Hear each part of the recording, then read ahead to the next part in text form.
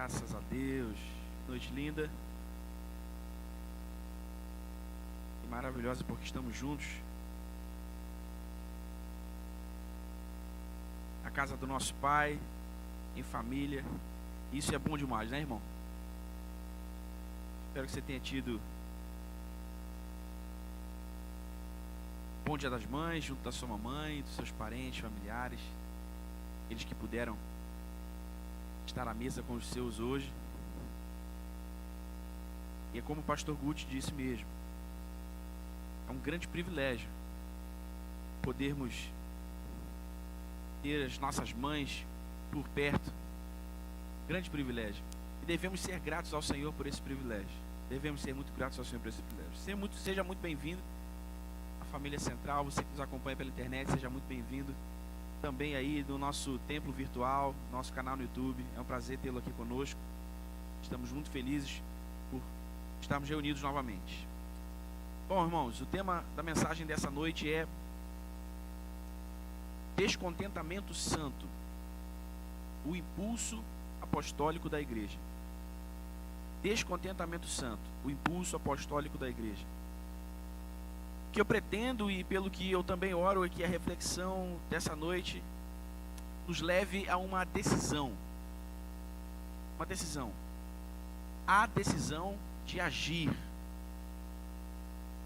Que todos sejamos estimulados ao tipo de ação que manifesta a vida eterna que de Deus recebemos em Jesus e que também dá sentido ao nosso viver aqui e agora até que Ele venha. Então que Deus abençoe a pregação da sua palavra a partir de agora, em nome de Jesus. Eu quero orar brevemente com você, se você puder, feche os olhos comigo. E ore: Senhor, muito obrigado por essa oportunidade que temos agora de sermos encorajados, de sermos desafiados, de sermos corrigidos, instruídos pela Tua palavra. Eu oro para que o Teu Espírito se mova entre nós enquanto a Tua palavra é pregada, nos dando entendimento, nos dando revelação e entendimento dos Teus propósitos, dos Teus caminhos, da Tua vontade para cada um de nós.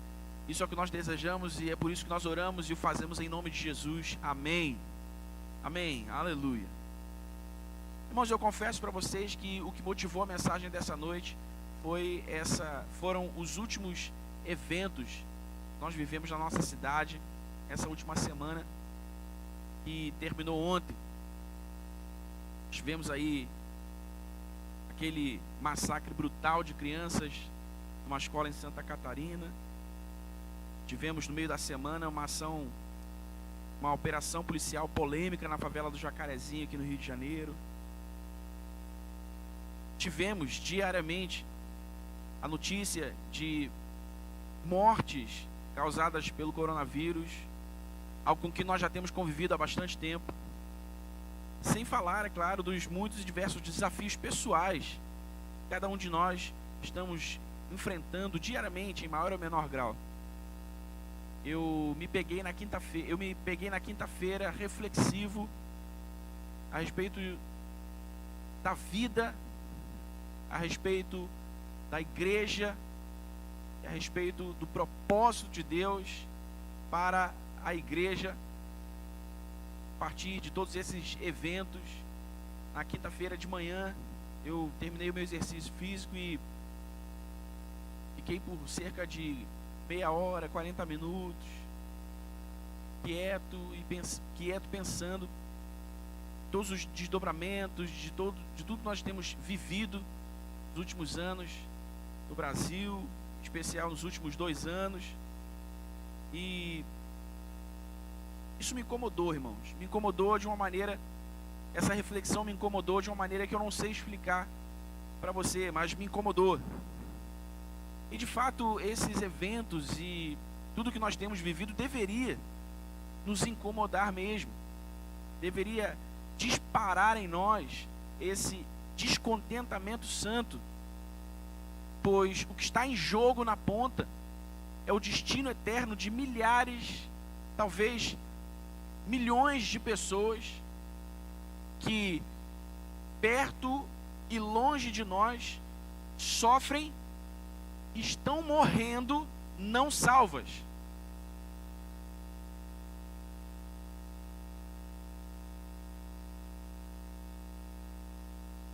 repente você pode perguntar para você, de repente você pode se perguntar, mas o que eu tenho a ver com isso, Daniel? A vida é assim mesmo. As pessoas morrem. De um jeito ou de outro as pessoas morrem, as pessoas sofrem. O que eu tenho a ver com isso? Bom, o que nós temos a ver com isso é que nós somos igreja. Os chamados para referenciar e expandir o reino de Deus através não só da pregação do Evangelho, mas também da encarnação do Evangelho pregado. Somos a igreja, comissionados por Jesus para discipular as nações a partir daqueles a quem nós evangelizamos primeiro na esfera de nossa comunidade menor e em seguida nas diversas esferas onde temos recebido de Deus alguma influência. Por isso, nós não podemos jamais permitir que a igreja local e a bolha evangélica nos acomodem numa zona de conforto que nos oculte a natureza da igreja, tornando-nos inoperantes e, portanto, improdutivos em nosso propósito. Nós não podemos permitir que a igreja local, esse lugar onde nós nos reunimos como a igreja orgânica de Cristo, como o corpo místico de Cristo, e esse universo próprio, particular, que nós chamamos de meio, ou contexto, ou universo evangélico, se torne uma bolha para nós. Uma bolha onde nós acabamos, consciente ou inconscientemente, nos escondendo. E escondidos nessa, perdendo o sentido de ser igreja. Perdendo o propósito de Deus para a existência da igreja. Não, nós não podemos permitir que isso aconteça. Porque nós não queremos ser inoperantes. Nós não queremos ser improdutivos no nosso propósito como igreja de Cristo. Posso ouvir? Não, nós não queremos ser inoperantes. Nós não queremos ser improdutivos. Queremos cumprir o propósito de Deus. Satisfazer as suas expectativas. E a partir da reflexão particular, durante toda essa semana, em especial na quinta-feira, eu, ao preparar essa mensagem, me flagrei também desejando que as aflições a que nós somos expostos diariamente sirvam para o propósito de nos incomodar tanto ao ponto em que nós não sejamos capazes de vivermos indiferentes à expectativa de Deus em nós e à sua missão na qual nós cooperamos para agir no mundo como luzeiros acesos, apontando o caminho à humanidade perdida sem Cristo e sem Deus. Nós não podemos permitir que as dores, que as aflições dessa vida nos causam sejam em vão. Nós não podemos permitir que as potenciais lições que as aflições dessa vida podem nos ensinar sejam perdidas. Nós precisamos trabalhar com esse material a fim de fortalecermos o nosso espírito e a nossa fé no Senhor, fortalecermos também a nossa esperança e a nossa confiança que o Senhor a nossa confiança no Senhor que é fiel à sua palavra. Dizem as Escrituras Sagradas que o Senhor vela pela sua palavra para cumpri-la.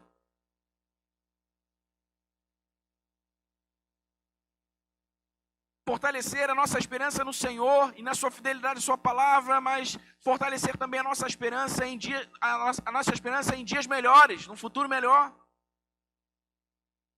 Nós precisamos trabalhar com essa matéria-prima para fortalecer o nosso caráter. Nós precisamos trabalhar com essa matéria-prima para ganhar ainda mais consistência moral. Nós precisamos trabalhar com essa matéria-prima para amadurecer a nossa personalidade. Nós precisamos trabalhar com essa matéria-prima para que o Espírito Santo nos leve ao ponto em que nós estaremos prontos para que Deus cumpra em nós os seus propósitos e para que Deus cumpra através de nós os seus propósitos também. Você entende o que eu quero dizer, irmão? Nós não podemos deixar que as aflições que essa vida nos causa, em especial tem nos causado nos últimos anos, sejam em vão. Precisamos refletir nisso. Precisamos pensar sobre isso. Precisamos pensar em quem estamos nos tornando ao longo de toda essa crise. Precisamos pensar no que temos recebido de Deus. Precisamos pensar no que nos permitimos perder.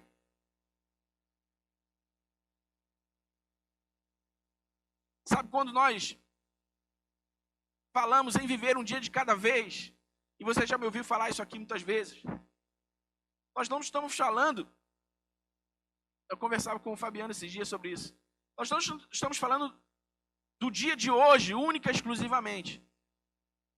Estamos falando do dia de hoje e dos próximos dias a seguir ao dia de hoje. Porque o tempo sobre o qual nós não podemos incidir e o tempo a respeito do qual nós não podemos fazer projeções é o futuro distante, é o futuro que nós desconhecemos em absoluto.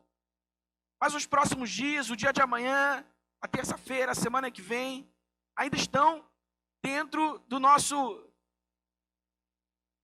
raio de influência e de incidência, e, portanto, nós podemos pensar neles, nós podemos projetar para eles.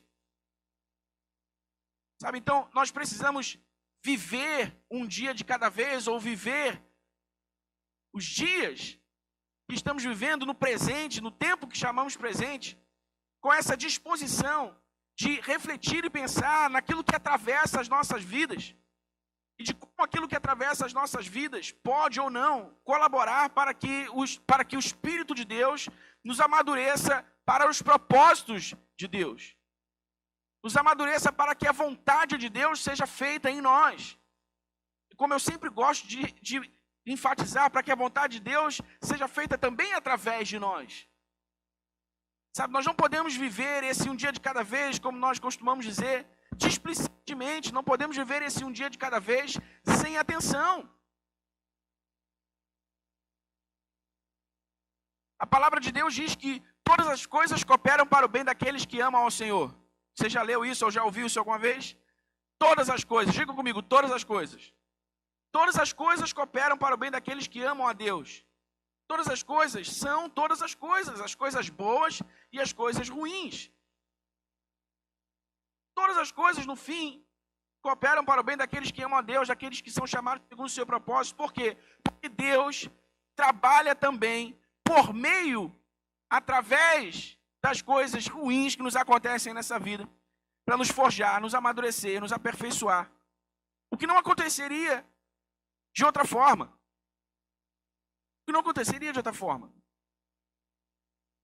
Então nós precisamos mesmo pensar e refletir, precisamos mesmo ponderar sobre o que vivemos e sobre como o que vivemos pode contribuir para que Deus realize em nós a sua vontade, para que Deus realize através de nós a sua vontade.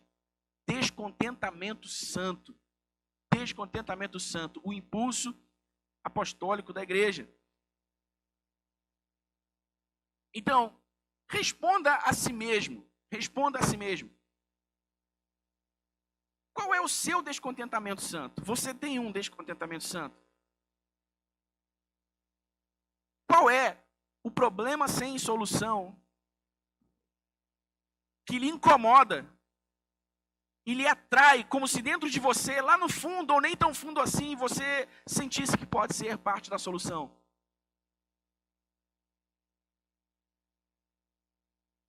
Como você sente que pode colaborar na missão de Deus de reconciliar consigo os homens por meio da fé em Jesus, o seu Filho?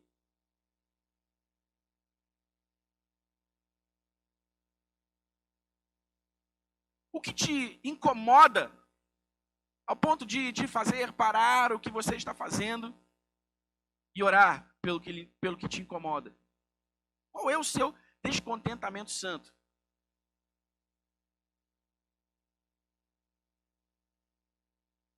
Estas respostas são em si mesmas um indicativo de como você pode viver uma vida que faça diferença significativa no mundo e atraia as pessoas à sua volta a Jesus.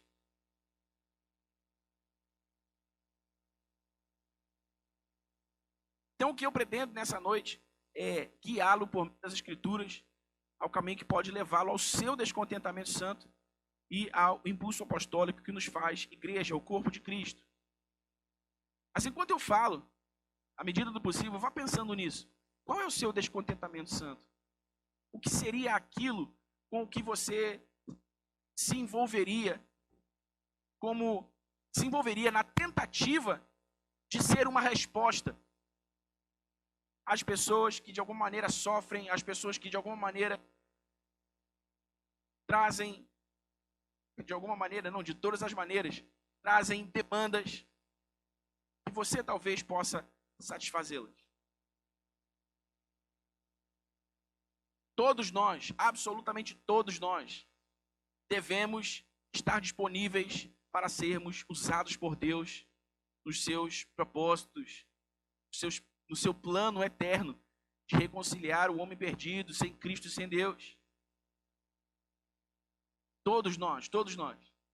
A vida cristã não é sobre vir à igreja aos fins de semana. A vida cristã não é sobre estar envolvido nas atividades que a igreja promove, sobre estar mobilizado com os seus irmãos na fé em eventos, em programações. A vida cristã não é só sobre isso. Isso é uma parte muito pequena do que nós chamamos de vida cristã. Porque isso acontece numa porcentagem muito pequena do nosso tempo. Por exemplo, você que só veio à igreja agora à noite, você vai passar aqui no máximo 2 horas. E se você não vier quarta-feira, esse é todo o seu contato com a igreja. Ou se você não acompanhar nenhuma das nossas programações online, esse é todo o seu contato com a igreja durante toda uma semana, durante 7 dias da semana. Então a vida cristã não é sobre isso aqui. A vida cristã é sobre como isso aqui pode afetar aquilo lá. Como isso aqui pode influenciar, impactar aquilo lá. A verdadeira vida cristã se faz lá fora e não aqui dentro. A verdadeira vida cristã é uma resposta e não uma petição. Você entende o que eu quero dizer, irmão? A verdadeira vida cristã é uma resposta e não uma petição. Você é a resposta que o mundo precisa. De repente você olha para si, depois você se percebe a si mesmo e diz: como assim, Daniel? Eu sou uma resposta, eu estou aqui, eu não sei muito bem ler a Bíblia, eu não sei muito bem orar, eu venho aos fins de semana, mas eu não estou muito envolvido com a vida da igreja.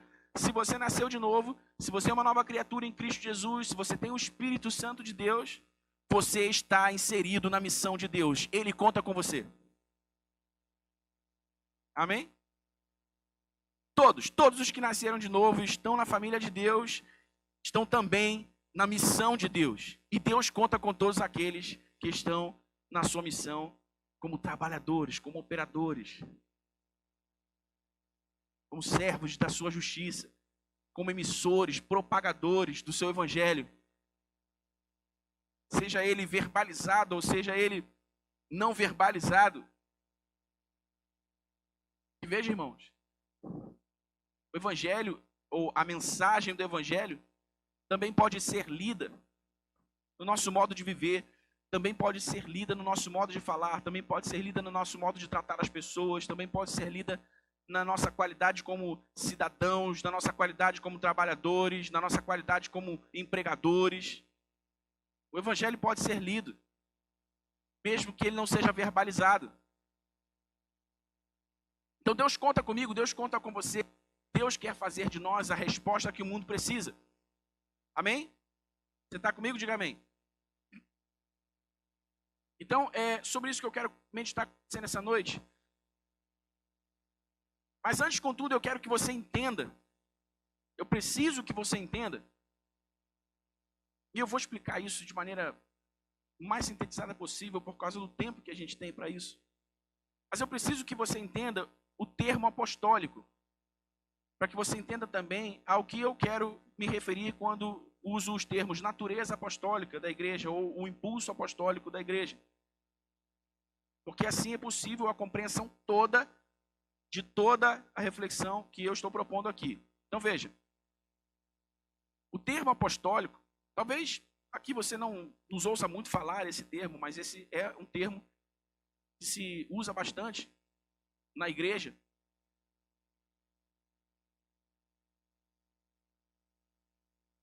Porque ele tem a ver com a natureza da igreja em si mesma. O termo apostólico refere-se àquilo que caracteriza o apóstolo. Apostólico é aquilo que caracteriza o apóstolo. Há 2000 anos atrás, apóstolo não era uma palavra ou um título religioso como hoje. Apóstolo era um termo usado em linguagem secular para descrever, presta atenção, uma frota de navios de guerra enviada por um rei numa missão específica. A missão era navegar para território estrangeiro com a finalidade de colonizar e transformar o lugar a ser colonizado com características iguais às da região de origem. E o capitão do navio principal dessa frota de navios era chamado de apóstolo. Então esse era um termo secular, era um termo que se usava no cotidiano das pessoas, especialmente em Roma, durante o tempo do Império Romano em que Jesus esteve desenvolvendo seu ministério, porque Jesus mesmo usou a palavra apóstolo, tomando-a emprestada da cultura romana. Então, junto com o apóstolo, nessa missão de colonizar, de estabelecer a expansão de um território original, viajava uma equipe de profissionais especializados como, por exemplo, professores de linguagem e cultura, arquitetos e construtores, soldados para lutar e manter a ordem, médicos e muitos outros que seriam fundamentais para o sucesso da consolidação e da expansão dessa nova colônia. Então toda essa gente ia com o apóstolo que no navio principal, nessa frota de navios, comandava essa missão. O apóstolo era enviado com autoridade exclusiva do rei para supervisionar e direcionar o desenvolvimento desta nova colônia. Ele era o responsável por toda essa operação. E o objetivo final do apóstolo era garantir que, preste atenção, era garantir que se o rei fosse visitar em qualquer momento aquela nova colônia, ele sentiria imediatamente como se nunca tivesse saído de sua capital. A operação de colonizar deveria ter o sucesso, deveria ter o seu sucesso caracterizado por essa similaridade com a capital ou com o império, o país, o reinado de onde partiu. O modo de vida, a cultura, a linguagem, a arquitetura, a educação e outros aspectos sociais deveriam ser, no caso de Roma, exatamente como em Roma. Ao longo das Escrituras, nós vemos a linguagem secular da época sendo usada para transmitir realidades espirituais. E Jesus fez isso. Não uma vez apenas, mas Jesus fez isso.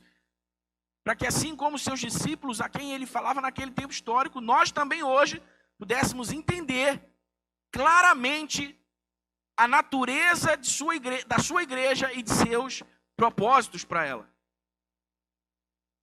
Então nós devemos pensar que a igreja, e aqui eu me refiro à igreja com I maiúsculo, a igreja de Cristo, e não a igreja local. Então nós devemos pensar que a igreja de Cristo é como esses navios comandados por apóstolos que foram enviados pelo rei Jesus para colonizar e influenciar a terra com a cultura do céu. No contexto religioso é assim que se deve entender a missão do apóstolo, é assim que se deve entender o apostólico. Então entendemos o apóstolo no sentido literal do termo, alguém que é enviado com uma missão. Amém? Amém, gente? Vocês estão me acompanhando? Alguém que é enviado com uma missão. De certa forma, todos que estamos neste grande navio chamado igreja, estamos envolvidos nesta grande missão. Uau! Coisa maravilhosa, né, irmão? Eu não sei você, mas eu acho isso um verdadeiro privilégio. Estar envolvido na missão de Deus, de influenciar e de impactar a terra com a cultura do céu. Somos a igreja de Cristo, a igreja apostólica de Cristo, que está aqui com uma missão, que está aqui para cumprir um propósito. O movimento apostólico é o movimento da igreja. Movimento no qual todos nós estamos nos movendo, consciente ou inconscientemente.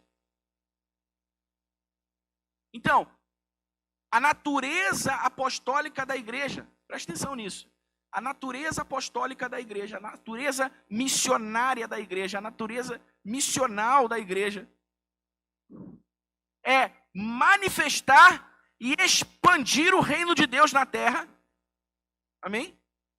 E o impulso apostólico da igreja é aquilo que a motiva, é aquilo que a empurra. Então, nesse contexto, nós temos aqui 3 coisas que caracterizam um apóstolo, portanto, 3 coisas que caracterizam fundamentalmente o que nós chamamos de apostólico.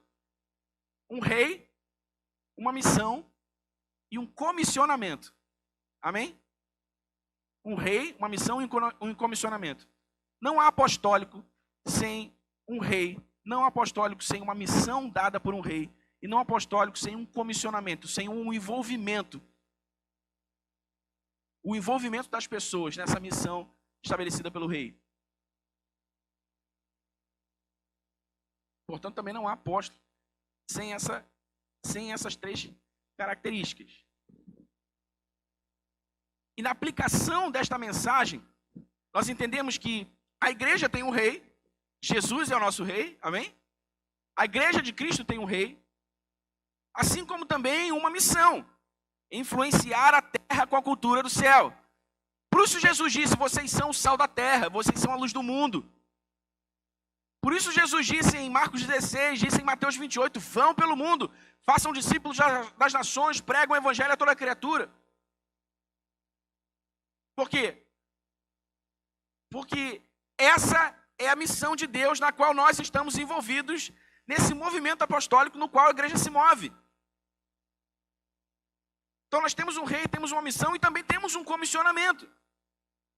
Fazer discípulos de todas as nações por meio da pregação do evangelho. Esse é o meu comissionamento, esse é o seu comissionamento. Essa é a nossa responsabilidade, a nossa parte nessa missão. Obviamente isso se desdobra de muitas e diversas maneiras, a partir de cada um de nós individualmente e a partir de todos nós coletivamente, aqui e nas pequenas igrejas locais, nas grandes igrejas locais também, em que o povo de Deus se reúne. Mas no seu espectro mais amplo, o comissionamento da igreja é fazer discípulos de todas as nações, por meio da pregação do evangelho. É por meio da pregação do evangelho que nós trazemos a cultura do céu, à terra onde nós estamos agora, e fazemos cumprir-se a oração que Jesus nos ensinou em Mateus capítulo 6. Pai nosso que estás nos céus, santificado seja o teu reino, santificado seja o teu nome, venha a nós o teu reino, e seja feita a tua vontade aqui na terra, como ela é feita no céu. Jesus já estava ensinando os discípulos ali naquele momento. Não explicitamente, obviamente, isso aconteceria mais tarde. Mas Jesus já estava ali ensinando aos seus discípulos sobre a natureza desse comissionamento apostólico que esses apóstolos, esses discípulos que se tornariam apóstolos, receberiam do próprio Jesus. De influenciar o seu mundo. Influenciar o seu mundo com a cultura do céu. Comigo, irmão? Então, nesse contexto, a igreja representa o rei nesta missão. Nós representamos a Jesus nessa missão. E juntamente com Jesus, nós nos movemos nesse comissionamento santo. Isto é o apostólico, o movimento de Jesus com a sua igreja, que por meio da pregação do evangelho está a transformar circunstâncias e contextos à medida em que o modo de vida e a cultura do reino de Deus se manifestam por meio destes navios, a igreja, individual e coletivamente. Amém, irmão? Apóstolo não tem a ver com título, com cargo. Apóstolo não tem a ver com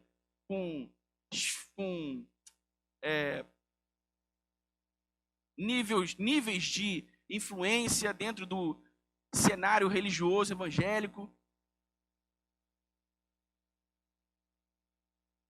Em essência, na natureza do termo, o apostólico é o movimento de Jesus com a sua igreja. É Jesus se movendo com a sua igreja, por meio da pregação do evangelho e da vida vivida da igreja, transformando circunstâncias e contextos, à medida em que o seu modo de vida, o meu modo de vida, o nosso modo de vida, trazem a manifestação, a cultura do reino dos céus na terra. Então, como indivíduos, você, eu, Rafael, Ronaldo, quando indivíduos, nós nos movemos apostolicamente com Jesus e afetamos, marcamos, imprimimos na nossa comunidade menor, a vida das pessoas com quem nós convivemos, servindo, amando e discipulando essas pessoas com o amor de Jesus, o poder do evangelho estabelece ali as marcas do reino que nós representamos. Amém? Então, quando você evangeliza o seu colega de trabalho, ou quando você dá testemunho do evangelho para o seu colega de trabalho, ele se interessa pelo Jesus a quem você serve, e você começa então um processo de discipulado com ele, e ele entrega a sua vida a Cristo, e a sua vida é transformada, a vida da sua família é transformada, a sua casa é transformada, o seu mundo particular é transformado, você está se movendo apostolicamente com Jesus, estabelecendo a cultura do céu na terra, no seu mundo particular, na sua comunidade menor, primeiro, individualmente. Amém? E nós precisamos sempre nos lembrar que isso é uma missão. Nós estamos numa missão. Do mesmo modo, quando nós operamos coletivamente da mesma maneira, quando nós nos mobilizamos coletivamente como igreja, quando todos nós juntos nos movemos com Jesus, seja por meio do que uma igreja local faz, seja por meio do que a reunião de várias igrejas locais fazem, quando nós fazemos isso juntos, coletivamente, num raio de influência maior, nós também manifestamos e expandimos os limites do reino de Deus. Agora, não só mais no nosso mundo particular menor, na nossa comunidade menor, mas em raios de influência maior. E a igreja vai avançando, o evangelho vai sendo pregado, e as pessoas vão sendo salvas, transformadas. Esses dias eu vi na internet, esses dias eu vi no Instagram de um perfil que eu sigo, uma mulher, não era uma menina, já era uma mulher adulta, que tinha uma doença degenerativa, incurável, que ela já não andava há meses, ela não conseguia comer bem há meses, não conseguia beber água há meses. E ela foi batizada. Só que para ser batizada ela foi carregada para dentro do batistério. Porque ela não conseguia andar, ela não andava, ela não podia mover as pernas. E ela foi batizada, e quando ela foi batizada, ela levantou e ficou de pé.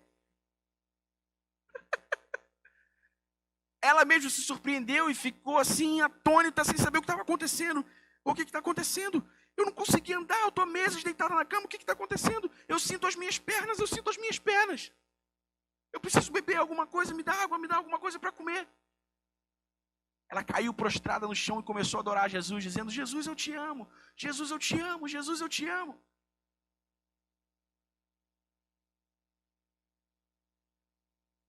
É o reino de Deus se manifestando, irmão. É o reino de Deus se manifestando e sendo expandido. Agora você imagine quantas pessoas já não foram alcançadas pelo testemunho dessa mulher. É o reino de Deus se expandindo. É o movimento apostólico da igreja.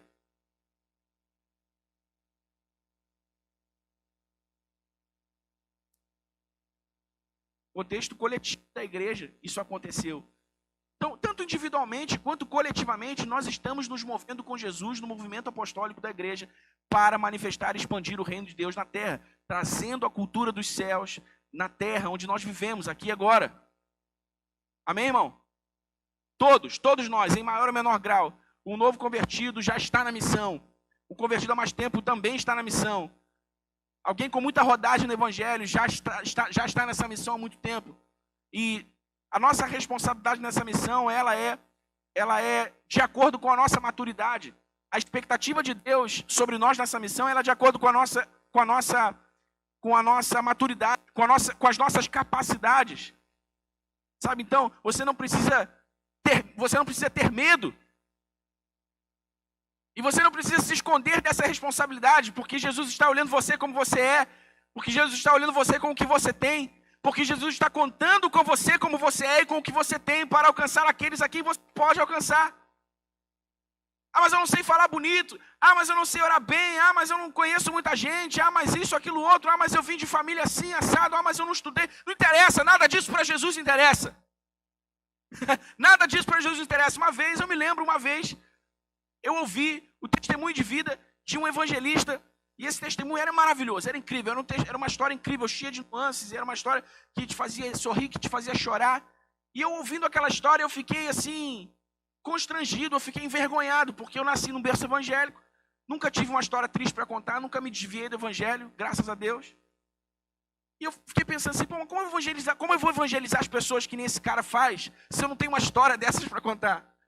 E eu esperei todo mundo ir embora, chamei ele no canto e falei assim, cara, eu tô assim meio sem graça, não sei, como é que eu vou evangelizar as pessoas? Sabe, eu vejo você falando, contando a tua história desse jeito, e eu fico assim. E ele falou assim, ele era, obviamente, era bem mais velho que eu, na época era mais jovem. E ele falou assim, filho, você não precisa de uma história. Você só precisa da sua história. Qual é a sua história? Você nasceu no berço evangélico, você nunca se desviou do evangelho, você nunca se arrependeu disso, nunca sequer se sentiu seduzido pelo mundo. Essa é a sua história, conte a sua história e compartilhe Jesus a partir da sua história. Então você não precisa de grandes subterfúgios, você não precisa de grandes ferramentas, de grandes recursos. Você só precisa de disposição e disponibilidade. Disposição e disponibilidade. Disposição e disponibilidade. Amém? Amém, irmão? Ouse com coragem contar a sua história, do seu jeito. Do seu jeito. As pessoas que vivem com você, à sua volta. Ouse. E veja o que Jesus vai fazer através de você. Veja o movimento apostólico da igreja expandindo o reino de Deus através da sua vida. Amém? Amém, irmãos? Então, o impulso apostólico da igreja é, portanto, aquilo que a motiva, aquilo que a move individualmente, bem como a mobiliza coletivamente também.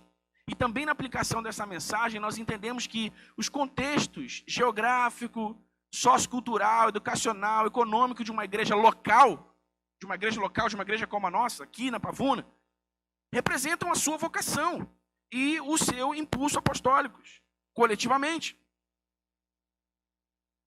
Assim como o descontentamento santo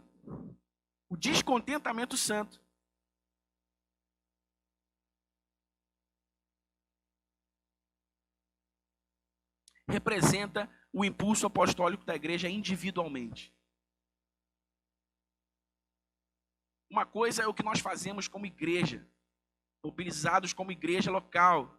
Uma coisa é o que nós fazemos juntos. Outra coisa é o que nós fazemos pessoal, individualmente. Movidos pelo nosso descontentamento santo. Movidos por aquilo que nós nos sentimos atraídos por Deus para fazer diferença significativa no mundo. Ambas as dimensões da natureza apostólica da igreja coexistem e devem se manifestar ao mesmo tempo, para que tanto individualmente quanto coletivamente o rei execute a sua missão por meio dela. Amém? Amém, igreja?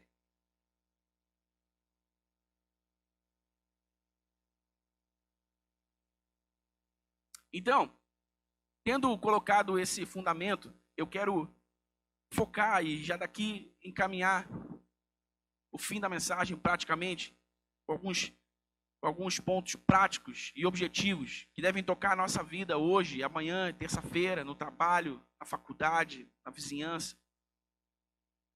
Focar em como nós devemos permitir que o nosso descontentamento santo nos impulsione a manifestar o reino de Deus em nossa esfera de influência e alcance individuais. Como transformar aquilo que agoniza a nossa alma e nos dá sentido à vida no combustível que manterá na vida a nossa vida em movimento na direção certa. Como eu já disse, o nosso descontentamento santo é aquilo que nos move a servir e amar a nossa comunidade de maneira significativa, atraindo-a a Jesus. E descobrir o nosso descontentamento santo leva a perceber a realidade à nossa volta. E aqui é muito importante, preste atenção. Perceber a realidade à nossa volta e deixá-la afetar-nos a alma.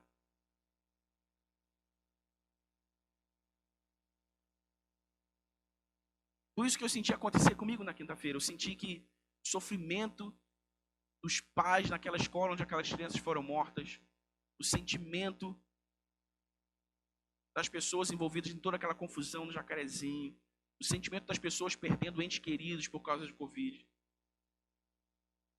afetaram a minha alma. Afetaram a minha alma e eu fiquei ali por 40 minutos pensando e refletindo nisso, permitindo que isso me tocasse de alguma maneira. Então, não fugir, preste atenção, igreja, não fugir ou ignorar aquilo que nos causa tristeza e incomoda profundamente nas pessoas e nos ambientes em que nós vivemos, a fim de notar que Deus está nos atraindo para sermos a diferença que vai virar o jogo. Muitas vezes, no meio da confusão, nós pensamos, o que eu estou fazendo aqui? Muitas vezes, em contextos desagradáveis, em circunstâncias desagradáveis, dolorosas, nós pensamos assim, o que eu estou fazendo aqui? Por que Deus está permitindo que eu passe por isso? Talvez Deus esteja permitindo que você passe por isso, ou talvez Deus esteja permitindo que você esteja lá, porque Ele quer que você entenda, que você é parte da solução, e que é através de você que Ele vai começar a virar esse jogo. Seja na sua família, seja na sua vizinhança, seja no seu trabalho. Amém? Seja na sua escola, seja no curso que você faz, o que for, onde for, como for. Nós podemos ser a diferença que vai virar o jogo. Todos temos ou deveríamos ter um descontentamento santo que nos move a compartilhar o Evangelho de Jesus com os nossos, pregando e encarnando essa mensagem. Talvez você se sensibilize mais, ou talvez te cause um certo descontentamento, um certo constrangimento. As pessoas que vivem em situação de rua, as crianças abandonadas em orfanatos, sem pais, sem mães, os idosos esquecidos pelas suas famílias, ignorados pelas suas famílias, desrespeitados, desamados pelas suas famílias, mães solteiras, dependentes químicos, empresários, homens de negócios.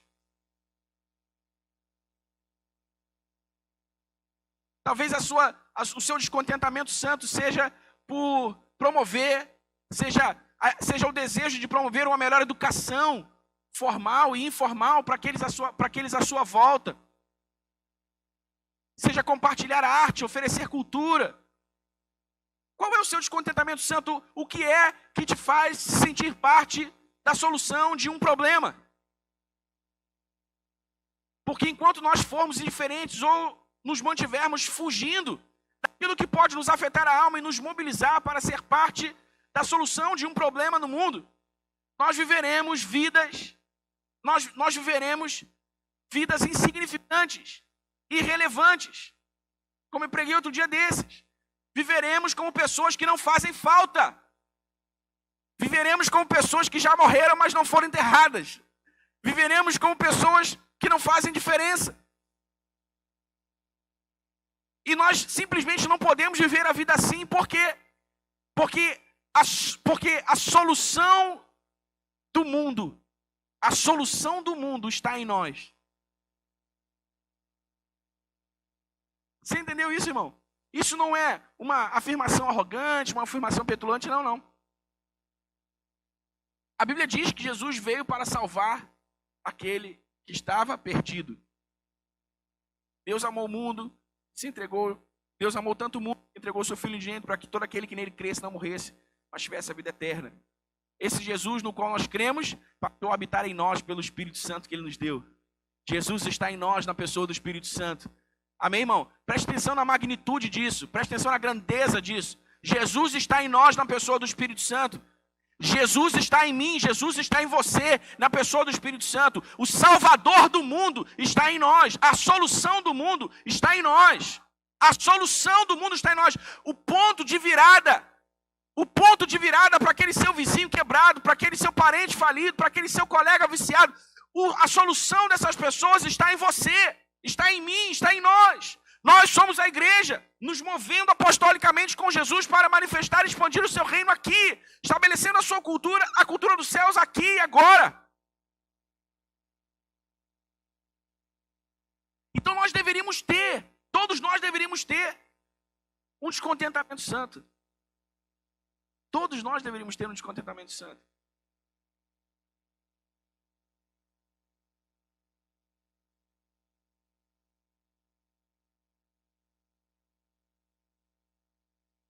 Você não entende, irmãos, o poder de um descontentamento santo? Eu tenho um amigo que mora em São Paulo. Ele teve um descontentamento santo. E a partir do seu descontentamento santo, ele começou a orar para saber de Deus como ele poderia ser parte da solução. Ele fez vestibular, passou para uma faculdade de Direito, fez lá toda a sua formação em Direito, se especializou numa área do direito e hoje ele trabalha assessorando juridicamente refugiados em, qual o nome que dá? Não sei o nome, no assentamento, como é que fala? Hã? Esqueci agora, não sei. O lugar onde os refugiados vêm, espécie de abrigos e tudo. Ele sentiu o seu descontentamento santo. Irmãos, o tanto de refugiado que ele já encaminhou, o tanto de refugiado que ele já acomodou na vida social, o tanto de refugiado que ele já abençoou, e ele faz tudo isso de graça.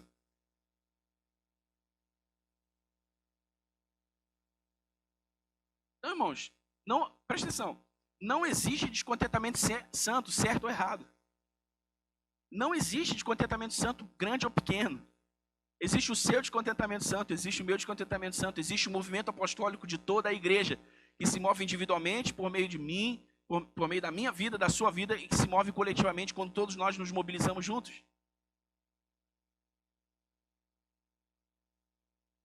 Amém? Então, olha só. Para a gente entrar na parte mais prática e objetiva da mensagem e encaminhá-la para o final. Para nós descobrirmos o nosso descontentamento santo, nós devemos fazer como Neemias. Quem conhece a história de Neemias aí? Já ouviu falar, enfim.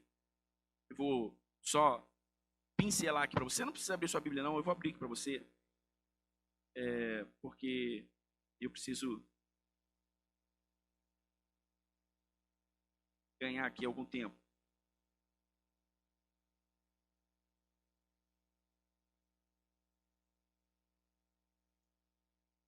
Neemias fugiu, saiu correndo da minha Bíblia.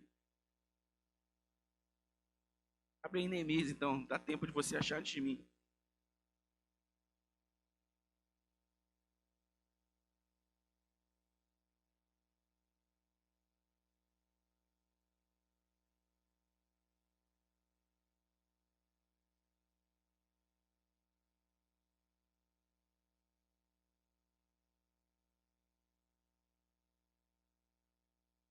Neemias capítulo 1.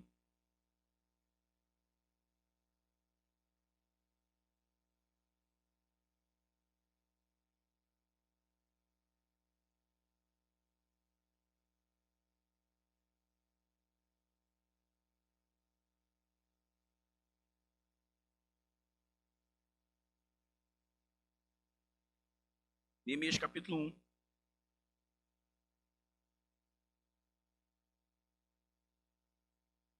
Veja só o versículo 3. Perdão, o capítulo 1, versículos 1, 2 e 3. Palavras de Neemias, filho de Acalias. No mês de Quisleu, no 20º ano, enquanto eu estava na cidade de Suzã, Anani, um dos meus irmãos, veio de Judá com alguns outros homens, e eu lhes perguntei acerca dos judeus que restaram, os sobreviventes do cativeiro, e também sobre Jerusalém. E eles me responderam: aqueles que sobreviveram ao cativeiro e estão lá na província passam por grande sofrimento e humilhação. O muro de Jerusalém foi derrubado e suas portas foram destruídas pelo fogo. Primeira coisa que você precisa fazer para descobrir o seu descontentamento santo é ouvir. Amém? Ouvir. Ouça as pessoas à sua volta. Ouça as pessoas no seu raio de influência. Ouça com atenção. Ouça com atenção, ouça com cuidado, ouça com honestidade, ouça com sinceridade as pessoas à sua volta, o que elas estão dizendo, o que elas estão querendo dizer por trás do que elas estão dizendo, o que elas estão comunicando. Peça sensibilidade, discernimento espiritual ao Espírito Santo para captar o coração delas. Porque muitas vezes, o que muitas pessoas precisam é de alguém que as ouça. E mais nada. Quando alguém ouve com atenção, quando alguém ouve com carinho, quando alguém ouve com cuidado, pode descobrir, nem sempre descobre, mas pode descobrir um meio de virar aquele jogo, um meio de mudar drasticamente a realidade daquela vida. E Deus pode usar você, Deus pode usar a mim, Deus quer nos usar. Amém? Então, a primeira coisa, ouça as pessoas à sua volta. Amém? Você quer descobrir o seu descontentamento santo? Ouça as pessoas à sua volta. Encontre padrões naquilo que você está ouvindo.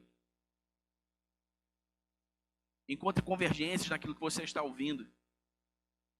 As pessoas procuram, em geral, sempre por causa de um mesmo tema, por causa de um mesmo assunto sobre o qual elas querem falar. Pense nisso. Ouça as pessoas. Segunda coisa, versículo 4. Quando ouvi essas coisas, sentei-me e chorei. Passei dias lamentando-me, jejuando e orando ao Deus dos céus. Segunda coisa que você precisa fazer para descobrir o seu descontentamento santo foi o que Neemias fez. Lamentou e chorou. Lamente-se. Chore. Deixe-se afetar na alma por aquilo que você está ouvindo das pessoas à sua volta. Desde que sua alma seja tocada por aquilo que elas estão comunicando, por aquilo que elas estão compartilhando. Sabe, não ouça só como alguém que está emprestando o ouvido. Ouça como alguém que está compartilhando o coração. Amém? Amém, igreja? Lamente, chore, se importe. Desde que sua alma se constranja, seja afetada por aquilo que você está ouvindo. Terceiro lugar, se você quer descobrir o seu descontentamento santo, do versículo 5 ao versículo 11, veja. Então eu disse: Senhor Deus dos céus, Deus grande e temível, fiel à aliança e misericordioso com os que te amam e obedecem aos teus mandamentos. Que os teus ouvidos estejam atentos e os teus olhos estejam abertos para a oração que o teu servo está fazendo diante de ti, dia e noite em favor de teus servos, o povo de Israel. Confesso os pecados que nós, os israelitas, temos cometido contra ti. Sim, eu e o meu povo temos pecado. Agimos de forma corrupta e vergonhosa contra ti. Não temos obedecido aos mandamentos, aos decretos e às leis que deste ao teu servo Moisés. Lembra-te agora do que disseste a Moisés, teu servo. Se vocês forem infiéis, eu os espalharei entre as nações. Mas se voltarem para mim e obedecerem aos meus mandamentos e os puserem em prática, mesmo que vocês estejam espalhados pelos lugares mais distantes, debaixo do céu, de lá eu os reunirei e os trarei para o lugar que escolhi para estabelecer o meu nome. Estes são os teus servos, o teu povo. Tu os resgataste com o teu grande poder e com o teu braço forte. Senhor, que os teus ouvidos estejam atentos à oração deste teu servo e à oração dos teus servos que têm prazer em temer o teu nome. Faz com que hoje este teu servo seja bem-sucedido, concedendo-lhe a benevolência deste homem. Terceiro movimento que você precisa fazer para descobrir o seu descontentamento santo. Ore sobre o problema. Ore sobre o problema. Ouça problema. Ouça as pessoas. Lamente-se, chore, deixe-se tocar na alma por isso. Ore por isso. Amém? Ore por isso. Quarto movimento. Capítulo 2, versículo 4. O rei me disse: o que você gostaria de pedir? Então orei ao Deus dos céus e respondi ao rei: se for do teu agrado, se for do agrado do rei, e se o teu servo puder contar com a sua benevolência, que ele me deixe ir à cidade onde meus pais estão enterrados em Judá, para que eu possa reconstruí-la. Busque apoio. Busque apoio. Se junte a pessoas com o mesmo coração. Se junte a pessoas com a mesma intenção. Se junte a pessoas com a mesma ideia. Se junte a pessoas com a mesma vontade. Descubra no seu entorno quem são aquelas pessoas, quem são os seus pares, quem são aquelas pessoas com quem você pode servir junto. Pessoas que se importam com o que você se importa. Pessoas que podem lhe dar apoio, podem colaborar, podem se juntar a você na missão. Neemias ouviu, nós devemos ouvir. Neemias lamentou e chorou, nós devemos nos deixar afetar por aquilo que ouvimos. Neemias orou, nós também devemos orar por aquilo que está nos incomodando. Nós devemos orar para investigar se esse descontentamento santo é mesmo da parte de Deus ou não. Em quarto lugar, nós precisamos buscar apoio, nós precisamos nos conectar às pessoas com o mesmo coração que nós, porque isso nos vai manter estimulados, isso nos vai manter animados. Nós vamos compartilhar ideias, ferramentas, coração, mentes, propósito. O escritor de Eclesiastes, o rei Salomão, disse: é melhor serem dois do que um, porque quando um está fraco, o outro vai lá e levanta aquele que está fraco.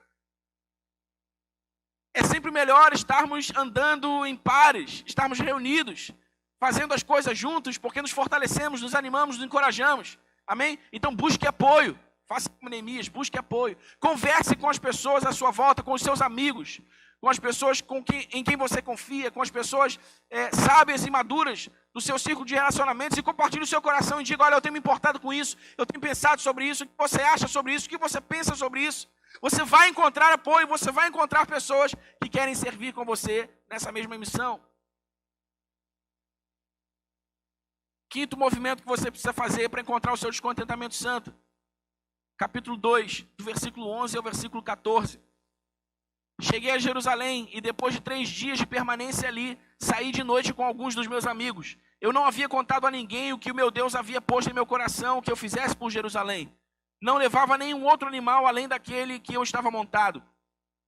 De noite saí pela porta do vale na direção da fonte do dragão e da porta do esterco, examinando o muro de Jerusalém que havia sido derrubado e suas portas que haviam sido destruídas pelo fogo. Fui até a porta da fonte e do tanque do rei, mas ali não havia espaço para o meu animal passar. Por isso, subi o vale ainda de noite, examinando o muro, e finalmente voltei e tornei a entrar pela porta do vale. Quinto movimento que você precisa fazer para encontrar o seu descontentamento santo: exponha-se ao problema. Exponha-se ao problema. Se você sente que o seu coração se inclina, como eu mencionei aqui, o que poderia ser um descontentamento santo, se o seu coração se inclina pelo que sentem as crianças abandonadas em orfanatos sem pais, que também não são adotadas, visite orfanatos. Exponha-se ao problema. Visite orfanatos, converse com essas crianças, converse com os responsáveis por elas. Entenda esse contexto, entenda esse universo. Se aproxime, compartilhe o seu coração. Exponha-se ao problema. Amém? Amém, querido?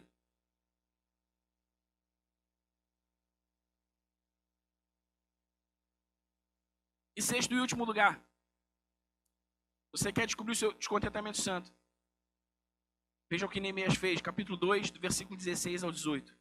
Os oficiais não sabiam onde eu tinha ido ou o que estava fazendo, pois até então eu não tinha dito nada aos judeus, aos sacerdotes, aos nobres, aos oficiais e aos outros que iriam realizar a obra. Então eu lhes disse: vejam a situação terrível em que estamos. Jerusalém está em ruínas e as suas portas foram destruídas pelo fogo. Venham, vamos reconstruir os muros de Jerusalém para que não fiquemos mais nesta situação humilhante. Também lhes contei como Deus tinha sido bondoso comigo e o que o rei tinha me dito. Eles responderam: sim, vamos começar a reconstrução, e se encheram de coragem para a realização deste bom projeto. Sexto e último lugar, lidere servindo.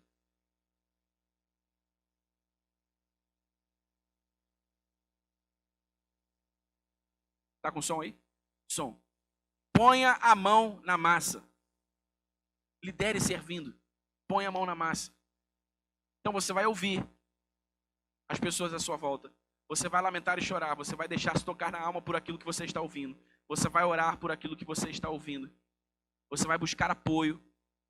E você vai expor seu problema. Depois de expor seu problema, você vai liderar servindo. Você vai pôr a mão na massa e vai experimentar. Amém? Amém, irmão? É assim que a gente descobre o nosso descontentamento santo. E quando a gente descobre o nosso descontentamento santo, a gente dá sentido aos sofrimentos desse tempo presente. A gente dá sentido aos sofrimentos desse tempo presente, que nós sofremos e que outros sofrem e compartilham conosco.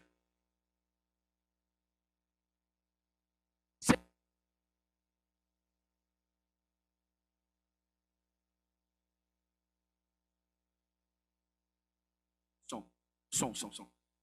Já aqui te sobreaviso. Se a gente não vai se envolver, se a gente não vai ser parte da solução, ouvir, lamentar e chorar, e tudo isso é bobagem, é encheção de saco. Você não quer ouvir, você quer deixar para lá, não, você passa longe, você evita. Mas se a gente está com o coração certo, se a gente está com o coração disposto e disponível, tudo isso pode ganhar sentido. As dores, as aflições nossas, das pessoas à nossa volta, podem ganhar sentido. Em ganhando sentido, elas também dão sentido à nossa vida, à nossa existência. E o que é mais legal, o nosso coração não se enrijece. Sabe, irmão, porque passa tempo, mais tempo ou menos tempo, nosso coração fica rígido como uma pedra, a gente não sente mais nada, a gente não chora por mais nada, a gente não se importa por mais nada, a gente não ora por mais nada.